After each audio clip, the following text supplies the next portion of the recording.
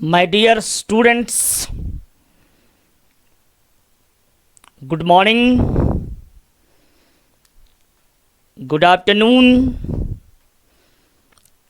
and good evening। जिस समय भी आप वीडियो देख रहे हो, चलो उस टाइम का ग्रीटिंग मैंने आपको दे दिया। मेरे मित्र, आज मैं 11th कक्षा में जो 100 मार्क्स अंग्रेजी आपको पढ़ना है, जो कि आपके लिए कंपलसरी है, अनिवार्य है, उसका पाठ्यक्रम, उसका सिलेबस मैं आपको समझाने जा रहा हूं, ताकि आप अपने 11th क्लास में जो शिक्षा हासिल करने जा रहे हो उसका प्रारूप आपके पास मौजूद रहे। मेरे दोस्त, कहा जाता है कि सिलेबस सफलता प्राप्ति का मैप होता है, नक्शा होता है, क्योंकि जब आप पाठ्यक्रम को बढ़िया से जानते हो तभी आप उसमें मौजूद चैप्टर्स को बेहतर तरीके से पढ़ पाते हो और जीवन में सफलता हासिल करते हो।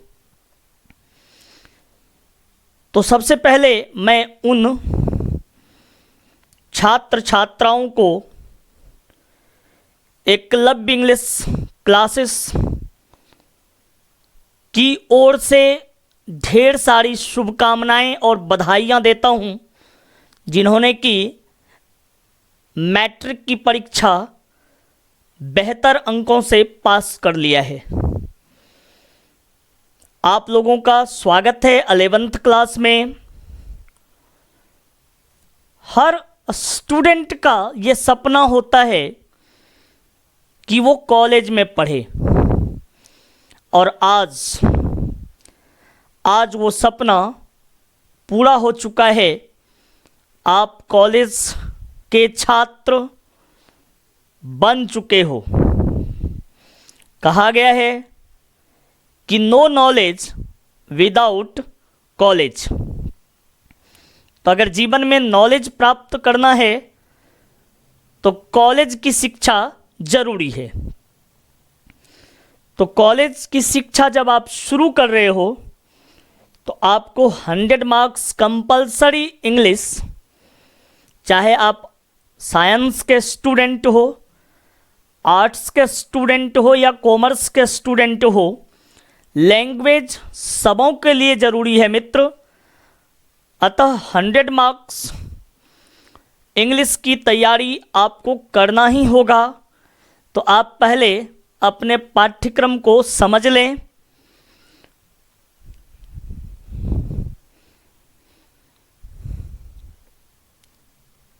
Syllabus for 11th class English.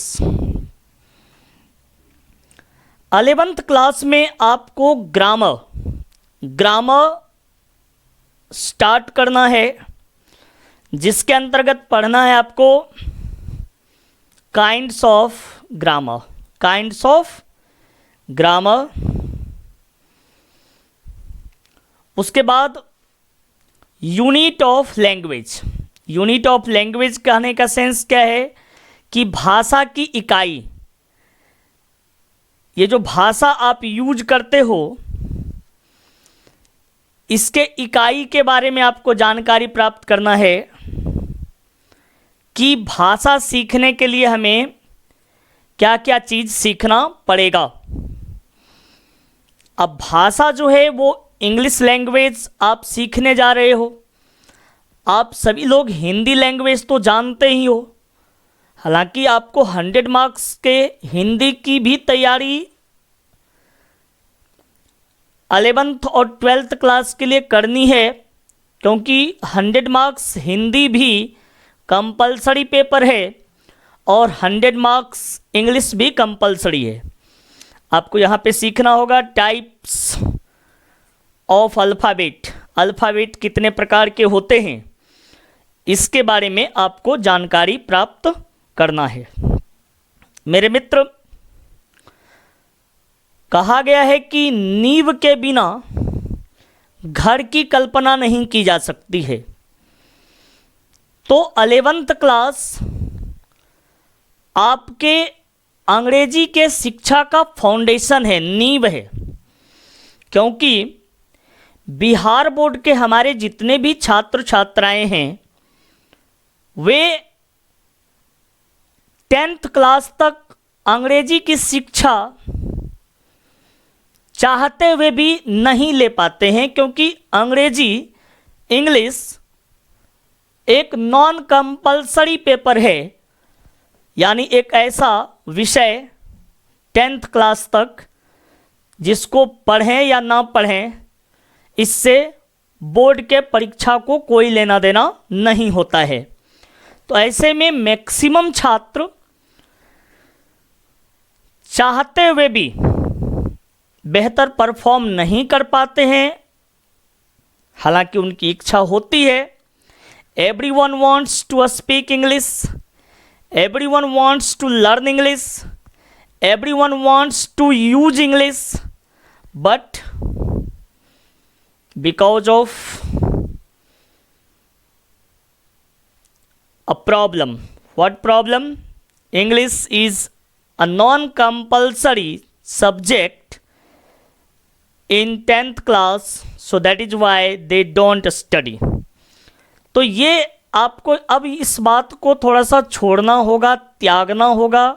आपको समझना है मेरे मित्र कि इंग्लिश कितना इम्पोर्टेंट है। आने वाले समय में आप इंजीनियर बनना चाहते हो, डॉक्टर बनना चाहते हो, या किसी भी सरकारी सर्विस में जाना चाहते हो, एनडीए सीडीएस करना चाहते हो, डिफेंस में जाना चाहते हो, या एसएससी बैंकिंग की तैयारी करना चाहते हो, तो बिना इंग्लिश का कुछ भी नहीं हो सकता। तो आपको इंग्लिश पढ़ना ही है। और एक बात जान लो कि जो बिहार बोर्ड के छात्र होते हैं वो 11th 12th में ही इंग्लिश पढ़ना भी शुरू करते हैं और 11th 12th में ही वो इंग्लिश का पूरा ज्ञान भी लेते हैं। ये क्लास आपके लिए बहुत ही इम्पोर्टेंट है, क्योंकि यहाँ पे अगर आप 2 साल यानी 11th और 12th में बेहतर तरीके से इंग्लिश की तैयारी कर लेते हो तो फिर आगे कंपटीशन तक आप किसी भी प्रकार का प्रॉब्लम अपने जीवन में बिल्कुल फेस नहीं करोगे। तो चलो देखते हैं नेक्स्ट आपको क्या पढ़ना है। वर्ड पढ़ना है। वर्ड शब्द, ये चैप्टर आपको पढ़ना है। शब्द चैप्टर पढ़ना है, बहुत ही इंटरेस्टिंग चैप्टर होता है। वर्ड कितने प्रकार के होते हैं आपको पता ही होगा मेरे मित्र। ये 8 प्रकार के शब्दों के बारे में आपको जानकारी प्राप्त करना है। ये शब्द 8 प्रकार के होते हैं और इसके बारे में आपको फुल नॉलेज मिलेगा 11th क्लास में। वही वर्ड जो होता है, जो 8 प्रकार के शब्द होते हैं, उसे हम पार्ट्स ऑफ स्पीच के नाम से जानते हैं। नाउन यानी संज्ञा, संज्ञा को डिटेल में पढ़ना है आपको। यूज ऑफ देयर, देयर का प्रयोग कहाँ करें, कैसे करें, इसके बारे में आपको नॉलेज लेना पड़ेगा 11th क्लास के सिलेबस में। यूज ऑफ इट, इट का प्रयोग कैसे करना है। प्रोनाउन को डिटेल में पढ़ना है, कितने प्रकार के प्रोनाउन होते हैं और उसका कहाँ कहाँ यूज होता है। इसके बाद नंबर, नंबर चैप्टर में आप सीखोगे how to change singular number into plural number. ठीक है, तो आप सीखने वाले हो एक वचन को बहुवचन में यानी सिंगुलर नंबर को प्लूरल नंबर में कैसे बदलें। जेंडर के अंतर्गत हम सीखते हैं लिंग यानी masculine gender, pulling, feminine gender, स्त्रीलिंग, न्यूटर जेंडर, यानी नपुंसकलिंग और कॉमन जेंडर के बारे में। इसके बाद एडजेक्टिव, विशेषण को डिटेल में पढ़ना है, क्योंकि विशेषण से ही जुड़ा हुआ चैप्टर आपको देखने को मिलता है जिसका नाम होता है डिग्री। ये सारा चीज़ आपको पढ़ना है ग्रामर के अंतर्गत 11th क्लास में। मेरे मित्र, 11th का सिलेबस बिल्कुल 12th से अलग होता है। जो चीज़ आप 11th में पढ़ोगे वो फिर 12th में नहीं पढ़ोगे। 12th का सिलेबस अलग है। आपको ऐसे बहुत सारे दोस्त मित्र मिलेंगे जो बताएंगे कि अगर तुम 11th नहीं भी पढ़ोगे तो यू कैन डू बेटर, लेकिन वो आपको सिर्फ बेवकूफ़ बनाने का प्रयास करेंगे, यानी वो आपके जीवन से खिलवाड़ कर रहे हैं। अगर हम एक मंजिला यानी कि एक महल नहीं बनाएंगे तो फिर दूसरे महल की कल्पना करना तो बेवकूफ़ी है। आप घर बनाते हो ना, तो एक महल पहले बनाते हो, उसके बाद दूसरा महल बनाते हो। तो एक महल पहले तैयार करना होता है, फिर दूसरा महल बनाना पड़ता है। तो आपको पहला महल अगर नहीं बनेगा, फर्स्ट फ्लोर नहीं बनेगा, तो सेकंड फ्लोर की कल्पना करना बेवकूफ़ी है। तो आपको 11th पढ़ना ही होगा, तभी आप 12th में बेस्ट कर पाओगे। नेक्स्ट देखो, आपको चैप्टर पढ़ना है डिग्री। डिग्री यानी परिमाण। ये डिग्री विशेषण से रिलेटेड चैप्टर है। डिग्री के बाद आपको वर्ब पढ़ना है, क्रिया जिसका प्रयोग आप टाइम एंड टेंस में करते हो। वर्ब के बाद एडवर्ब, क्रिया विशेषण, और यहाँ पे कंजंक्शन। कंजंक्शन को डिटेल में पढ़ना होगा, कितने प्रकार के कंजंक्शन होते हैं, किसका कहाँ यूज होता है। इंटरजेक्शन पढ़ना है, और केस। केस मतलब क्या होता है मेरे मित्र? कारक। ये भी आपको पढ़ना होगा 11th में। नेक्स्ट देखो, यूज ऑफ एपस्ट्रॉफी एस। क्या पढ़ना है आपको? Use of apostrophe S. एक बात समझो मेरे मित्र कि ये जो एपस्ट्रॉफी शब्द देख रहे हो ना, इसका मतलब होता है का, के और की। का, के, की। हालांकि का, के, की के लिए हम एक प्रीपोजिशन भी यूज करते हैं जिसका मतलब होता है, मतलब इंग्लिश में हम बोलते हैं उसको ऑफ। तो अब ऑफ का प्रयोग कहाँ पे होगा, एपस्ट्रॉफी एस का प्रयोग कहाँ होगा, ये आपको पूरी तरह से क्लियर करके समझना होगा। साथ ही साथ use of no, not. No मतलब भी होता है नहीं, नॉट मतलब भी होता है नहीं, तो फिर नो का प्रयोग कब करते हैं और नॉट का प्रयोग कब करते हैं, ये सारा चीज़ जानने के लिए आपको 11th क्लास का फुल कोर्स करना है, और तब आपको सब कुछ समझ में आ जाएगा। यही समझ लो मेरे मित्र, अगर आप 11th पढ़ना शुरू करते हो तो 11th और 12th का कोर्स करते करते आपको इंग्लिश से इतना लगाव हो जाएगा कि आप जीवन भर इस सब्जेक्ट का आनंद ले पाओगे। You will love English, you will use English in your life. देखो, टाइम एंड टेंस एक बहुत ही ज़बरदस्त चैप्टर होता है। इसको सीखने के बाद ना आप स्टोरी राइटिंग कर पाओगे, किसी भी पैराग्राफ को पढ़ करके उसका मीनिंग समझ पाओगे। उसके बाद देखो, सेंटेंस पढ़ना है। सेंटेंस क्या है, कितने प्रकार के सेंटेंसेस होते हैं, ये आपको यूज होता है नरेशन चैप्टर में। क्वेश्चन टैग के बारे में आपको जानकारी प्राप्त करना होगा कि क्वेश्चन टैग क्या है और इसका जनरल लाइफ में कहाँ और कैसे यूज होता है। क्वेश्चन टैग हम बनाते कैसे हैं। वॉइस को आपको सीखना है, general rule of voice. Voice chapter जो होता है ना, वाच्य, ये चैप्टर आपको पढ़ना होगा 11th में। साथ ही साथ आपको पढ़ना होगा general rule of narration. Narration chapter, narration मतलब क्या होता है आपको याद होगा, कथन होता है। ये चैप्टर आपको पढ़ना है, बहुत ही इंटरेस्टिंग चैप्टर है। एक एक चैप्टर पढ़ने में आपको 5 से 10 घंटा समय देना पड़ता है। बहुत ही इंटरेस्टिंग और बहुत ही डिटेल में आपको पढ़ना पड़ता है, और मैं आपको डिटेल में पढ़ाऊँगा। रिमूव टू रिमूव मतलब क्या होता है? हटाना। टू को हटाओ, हटाओ, किसको हटाओ? टू को हटाओ, टू को, ठीक है। ये बहुत ही इंटरेस्टिंग चैप्टर है। उसके बाद इम्फैटिक है। इम्फैटिक मतलब होता है जोरदार वाक्य, जोरदार वाक्य, जोरदार, जोरदार वाक्य, ठीक है। तो ये सारा चीज़ आपको सीखना होगा। मैं बार बार आपको कह रहा हूँ मेरे मित्र कि 11th का सिलेबस बिल्कुल अलग है, 12th बिल्कुल अलग है। 11th पढ़ोगे पूरा तभी आप 12th समझ पाओगे, और जब आप दोनों समझोगे तभी आगे जीवन में कॉम्पिटिटिव एग्जामिनेशन के बारे में सोच सकोगे। अगर आप किसी भी क्लास को अवॉइड करते हो, यानी किसी भी क्लास का अवहेलना करते हो, तो फिर आप आने वाले समय में अपने जीवन में सफल नहीं हो पाओगे। आप तो जानते ही हो कि आज के डेट में ज्ञान का कितना महत्व है। कल क्या था उसको छोड़ दो, कल क्या था उसको छोड़ दो।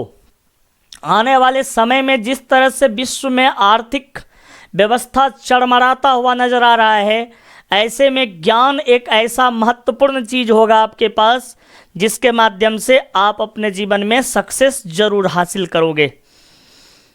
देखते हैं नेक्स्ट और क्या पढ़ना है आपको। तो वो था ग्रामर सेक्शन। ग्रामर में आपको ये सारा चीज़ पढ़ना है, और राइटिंग में यानी कि लिखने वाला जो सेक्शन है कि आपको क्या क्या चीज़ लिखने के लिए सीखना है इंग्लिश में, वो राइटिंग सेक्शन है। राइटिंग सेक्शन के अंतर्गत हम देखते हैं कि क्या क्या चीज़ हमें सीखना होगा। स्टोरी राइटिंग, कोई भी स्टोरी, जैसे आपको दे दिया जाए कछुआ और खरगोश, प्यासा कौवा, तो उसको इंग्लिश में, आपको हिंदी में अगर दे दिया जाए पैराग्राफ, तो उसको इंग्लिश में आप कैसे लिखोगे? How will you translate? English में कैसे ट्रांसलेट करोगे? तो आप टाइम एंड टेंस में जब पूरा ट्रांसलेशन सीख लोगे, तो आप ट्रांसलेशन सीखने के बाद जो वोकेबलरी होता है, शब्दकोश आपके पास हो जाएगा। और जब आपके पास शब्दकोश मजबूत रहेगा, शब्दकोश मजबूत रहेगा, वोकेबलरी मजबूत रहेगा, वोकेबलरी मजबूत रहेगा, तो आप ट्रांसलेट कर पाओगे और स्टोरी राइटिंग आप कर सकोगे। ऐसे राइटिंग ये आपको सीखना है 11th में, ये 12th में भी 8 मार्क्स का ऐसे राइटिंग आता है, तो ये आपको सीखना है राइटिंग सेक्शन के अंतर्गत। मेरे मित्र, आप जीवन में कुछ भी बनना चाहो, अंग्रेजी के बिना कुछ भी संभव नहीं है। चाहे आप इंजीनियर बनना चाहो, डॉक्टर बनना चाहो, या किसी भी कंपटीशन में भाग लेकर के सफल स्टूडेंट्स बनना चाहते हो, तो English is necessary for you. एक बात और समझना होगा कि आपको अपना लेवल देखना होगा कि आप 11th के छात्रों तो पहले 11th पढ़ो, फिर 12th, फिर आगे। ऐसा नहीं हो सकता कि कोई भी स्टूडेंट 6th क्लास में पढ़ता है तो डायरेक्ट वो 10th की तैयारी करने लगे, तो वो सक्सेस नहीं करेगा। इंग्लिश भी उसी तरह से है। आपने चूंकि 10 क्लास तक नहीं पढ़ा है, तो आप समझते हो कि ए से जेड तक जो है सीख लेना ही इंग्लिश है, अपना नाम और पता इंग्लिश में लिख लिए, इतना ही इंग्लिश है। तो ये आप जो है पूरी तरह से जान नहीं रहे हो, आपको जानकारी का अभाव है। इंग्लिश भी लेवल के हिसाब से चलता है। 11th क्लास का लेवल अलग है, 12th क्लास का लेवल अलग है, कंपटीशन का लेवल अलग है। आपको एक सीक्वेंस, एक नियम से पढ़ना होगा। देखो, आपको यहाँ पे 11th क्लास में स्पोकन इंग्लिश पर भी कंसीडर करना होगा, ध्यान देना होगा। स्पोकन इंग्लिश के अंतर्गत हम आपको सिखाएंगे sentence formation using given words. शब्द दिया हुआ है उससे सेंटेंस कैसे बनाएंगे, कन्वर्सेशन, वार्तालाप। कोई भी आपसे 5 लाइन अगर इंग्लिश में बात करना चाहे, वो इंग्लिश में क्वेश्चन करता है, तो आप उसे इंग्लिश में उत्तर कैसे दोगे। Spoken practice, spoken practice on different topics, विभिन्न टॉपिक पर स्पोकन का प्रैक्टिस करना होगा। अब कौन कौन सा टॉपिक करना होगा, देखो,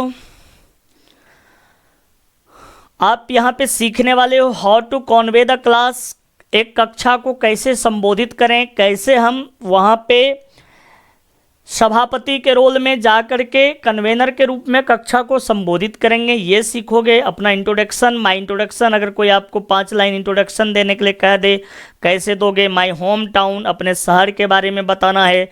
माय डेली रूटीन, अपने डेली रूटीन के बारे में बताना है कि आप जो है सुबह से शाम तक क्या क्या करते हो। इम्पोर्टेंस ऑफ इंग्लिश, इंग्लिश का आपके जीवन में क्या महत्व है, इस पर बोलना है। The festival you like most, वह कौन सा फेस्टिवल है जिसे आप बहुत ज़्यादा पसंद करते हो, उसके बारे में आपको बोलने में बिल्कुल कोई हिचकिचाहट नहीं होनी चाहिए, ये सीखना है। The game you like most, वह खेल जिसको आप पसंद करते हो। The season you like most, वह ऋतु जिसे आप पसंद करते हो। डॉरी सिस्टम, डॉरी सिस्टम मतलब क्या होता है, दहेज प्रथा के बारे में। द टेलीविज़न, टीवी के बारे में। द मोबाइल, मोबाइल फ़ोन के बारे में। अब मान लो आपके हाथ में मोबाइल है, कोई बोल देता है कि अब 10 लाइन मोबाइल के बारे में बताओ तो इंग्लिश में, तो वो आपको पावर होना चाहिए। The computer, the car, the dog, ये सारा टॉपिक्स है जिस पर आपको स्पोकन इंग्लिश के अंतर्गत बहुत कुछ सीखना है 11th क्लास में। ओके मेरे मित्र, एक चीज़ आप जान लो, सही शिक्षा के लिए सही गुरु का चुनाव होना जरूरी होता है। एक अच्छा गुरु ही अच्छी शिक्षा और अच्छा सोच आपके दिमाग में उत्पन्न कर सकता है। क्योंकि एक बात जान लो,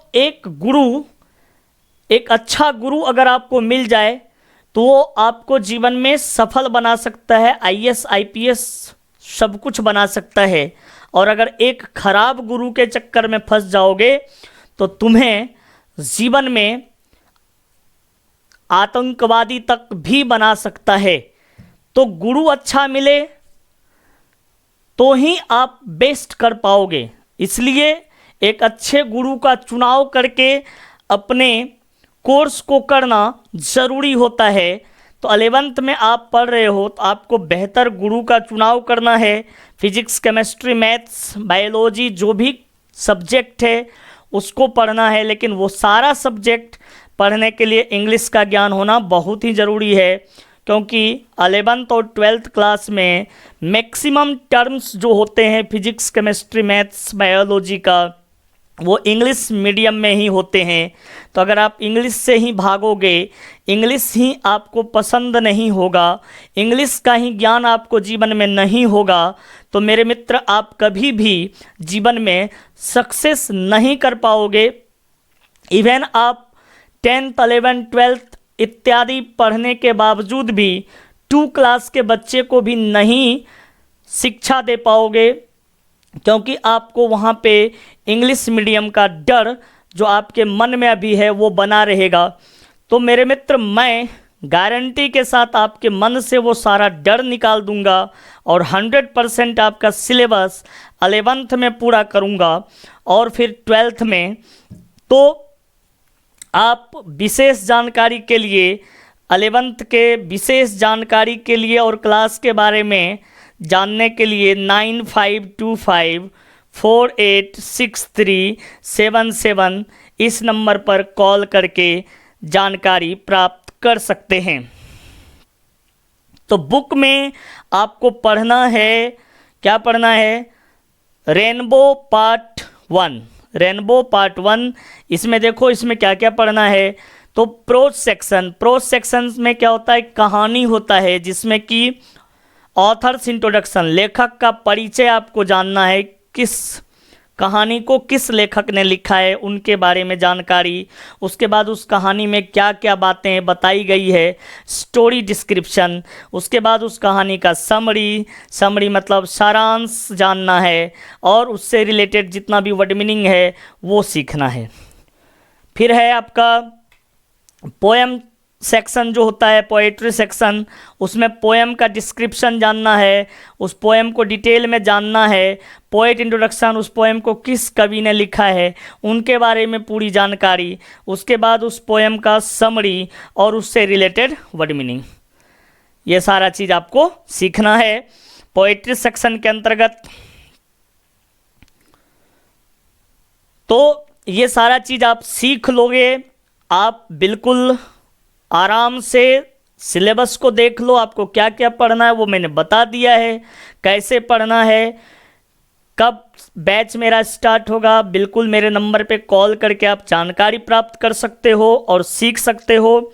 11th का क्लास, 11th का सिलेबस बिल्कुल अलग होता है 12 से।